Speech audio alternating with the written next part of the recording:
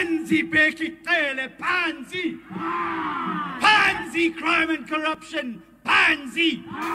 Ithi njengokuyibambe lo umgcelele phambi kweofisi yomphathiswa wamapolisa umnumzana Bheki Cele ePitoli. Ithi ayilo namapolisa kodwa ilo noCele nokubonakala kuba uyoyisakala ukwenza umsebenzi wakhe ngendlela. Does he have an idea to fight crime? No. Why do we want him to go? Because he's a failure. He failed as the National Commissioner. He's failing as the Minister. And we will not change the situation with crime in South Africa today with Bheki Cele as the Minister of Police. uCele uphinde waxekwa ngokubanjwa kwabadlwenguli ngokukhawuleza ngenxa yokungagcinwa ngendlela kubungqina bencindi yofuzo. Perpetrators do not fear being caught